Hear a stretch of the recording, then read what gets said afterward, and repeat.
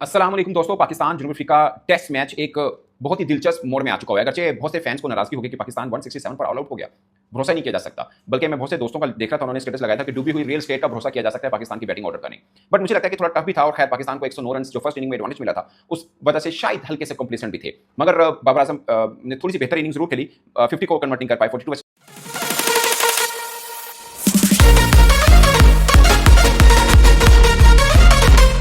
Double figure में मोहम्मद रिजवान 14 है, बाकी कोई नुमान अली नीचे से 11 रन किए। सो कुल मिला के कोई ज्यादा बड़ी इनिंग कोई भी नहीं खेल पाया है। और साउथ अफ्रीका के लिए चैलेंज होगा, वो इसलिए चैलेंज होगा पाकिस्तान के 167 ऑल आउट होने के बावजूद भी मुझे लगता है कि साउथ अफ्रीका के लिए टारगेट जो कि हाईएस्ट रन चेज होगा in Gaddafi stadium Lahore test cricket में फोर्थ इनिंग अगर चेज हो जाए। इससे पहले जो चेज हुआ वो 209 था, जो कि इंग्लैंड ने वो भी 1961 में जाके कहीं पे चेज किया हुआ है। उसके बाद कोई भी टीम में इतनी हिम्मत नहीं हुई कि कजाफी स्टेडियम लाहौर में इतना बड़ा टारगेट जो कि 277 का बनता है वो चेज कर पाए। सो एक मुश्किल होगा, मगर पाकिस्तान की क्रिकेट दो चीजों पर घूम रही है, खासकर जो गोली टीम है, एक तो स्पिन ट्रैक और दूसरा नुमान अली। नुमान अली ने खासकर नोवा फाइबर लिया है और आखिरी 6-7 टेस्ट मैच अगर देखें तो एक फाइबर तो उनका बनता है।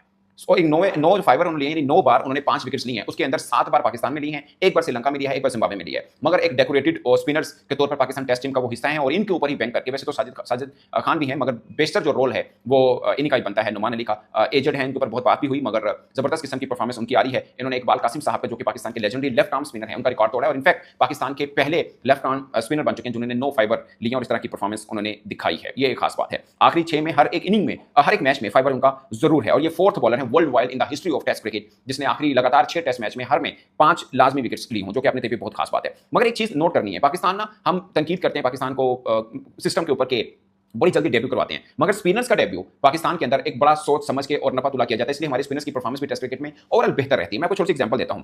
79 फर्स्ट क्लास मैच खेले थे नुमान अली ने और एज 34 की थी, 34 बरस के थे जब उन्होंने पहला इंटरनेशनल मैच खेला, 79 फर्स्ट क्लास मैचेस के बाद। सो ये खास है। सईद अजमल ने 80 फर्स्ट क्लास मैचेस खेले थे, वो भी 30 प्लस थे। यासिर शाह ने 77 फर्स्ट क्लास मैचेस खेले थे। अब्दुल रहमान ने 69 फर्स्ट क्लास मैचेस खेले थे before playing his first international test match. Zahid Mahmood ने 56 खेले थे, जुल्फकार बाबर ने 63 खेले थे। एक साजिद खान और अबरार अहमद, ये वो 2 बॉलर हैं जिनके फर्स्ट क्लास मैचेस की तादाद ज्यादा नहीं थी, खासकर साजिद खान के फिर भी 35 थे, ठीक है। मगर अगर आप अबरार की बात करते हैं तो अबरार के फर्स्ट क्लास मैचेस सिर्फ 14 थे और 24 बरस, ये वाहिद स्पिनर हैं जो कम उम्र में इंटरनेशनल खेल गए थे। बट 24 बरस और 14 फर्स्ट क्लास मैच वो भी खेले हुए थे, अगरचे अब टीम का हिस्सा जरूर है मगर प्लेइंग 11 के अंदर वो नहीं है। अब बात करते हैं मुत्समी की, जो कि south African left arm spinner हैं और उन्होंने 11 विकेट ली हैं पाकिस्तान के खिलाफ और ये south African left arm spin में फर्स्ट अफ्रीकन स्पिनर बन चुके हुए हैं। और इन्होंने इससे पहले यानी लाहौर टेस्ट से पहले 5 टेस्ट मैच खेले थे और 11 विकेट्स थी इनकी। अब एक ही टेस्ट मैच में उनकी 11 विकेट हो गई हैं। सो पाकिस्तान के खिलाफ मुझे याद है अवरी कैन, जो कि साउथ अफ्रीका का लेफ्ट आर्म स्पिनर था, आपको याद होगा, जो 2 टेस्ट मैचेस की सीरीज इसी साल में खेली थी हमने। पिछले टेस्ट चैंपियनशिप का जो साइकिल था उसकी आखिरी सीरीज थी, अगर उसकी जीत हार को बहुत ज्यादा इंपैक्ट नहीं करी थी, हमारे लिए बाहर थे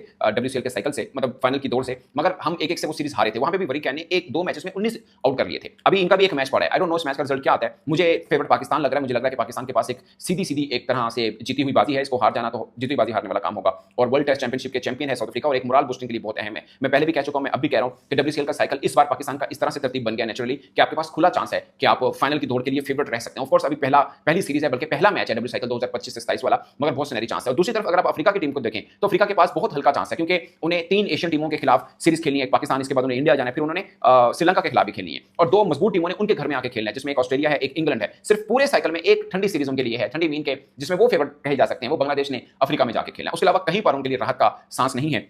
वो वर्ल्ड टेस्ट चैंपियनशिप के चैंपियन तो हैं डिफेंडिंग, मगर ये साइकिल उनके लिए बहुत टफ है और सबसे आसान जो साइकिल लग रहा है वो मुझे पाकिस्तान का लग रहा है। अगर इंडिया का भी कोई इतना मुश्किल नहीं है, मगर इंडिया के फिर भी 2 टूर बाहर के थे, जिसमें से एक उन्होंने इंग्लैंड खेल चुके हैं, एक उनको न्यूजीलैंड में जाना है। बाकी अफ्रीका ने उनके घर में आके खेलना है, ऑस्ट्रेलिया ने उनके घर में आके खेलना है, मगर पाकिस्तान का अब ये सीरीज सिर्फ एक टफ है, वो है इंग्लैंड की, कि हमें वहां पे जाके खेलना है। वहां हम ड्रॉ भी कराते हैं तो बड़ा ब्राइट चांस होगा। फिर न्यूजीलैंड ने भी पाकिस्तान में आके खेलना है, उसके बाद श्रीलंका ने पाकिस्तान में आके खेलना है, पाकिस्तान ने फिर वेस्ट इंडीज भी जाना है और बांग्लादेश के साथ भी खेलना है। सो पाकिस्तान की इतनी टफ है नहीं है, मगर पाकिस्तान का एक प्रॉब्लम रहता है जो पिछले साइकिल में भी हमें देखने को मिला और इसमें भी मिला। मुझे लगता है कि अगर आप पाकिस्तान का बैटिंग ऑर्डर देखें, अब्दुल्ला शफीक, इमामुल हक, शान मसूद, बाबर आजम, सऊद शकील, मोहम्मद रिजवान, सलमान आगा, यहां तक एक डेकोरेटेड आपको मिलता है। सारे के सारे बैटर हैं और सलमान आगा आपको प्लस पॉइंट देते थे कि बॉलिंग भी कर लेते हैं, खासकर एशियन कंडीशन में एक स्पिनर के तौर पे आपको इजाफी मिल जाते हैं। मगर एक कंसिस्टेंसी का रहता है ऊपर से ओपनर्स में, क्योंकि अब्दुल्ला शफीक ने आज 41 रन की इनिंग खेली है, मगर कुछ ज्यादा रन नहीं कर रहे हैं। आखिरी 14 इनिंग्स उनकी देखें तो 176 रन थे, जिसमें 100 भी था, 14 की एवरेज बनती थी। अब उन्होंने 41 रन की इनिंग खेली है, बट मुझे लगता है is a very good cricketer, test cricketer. और ये चीज इसलिए मैं कह रहा हूं कि पीछे भी कामरान गुलाम बैठे हुए हैं। सो अगर एक और टेस्ट मैच ऑपोजिशन को चांस मिलना चाहिए, पूरा फेयर चांस होना चाहिए, बट अगर परफॉर्म नहीं कर पाते, कोई बड़ी बारी नहीं ले पाते, तो हमें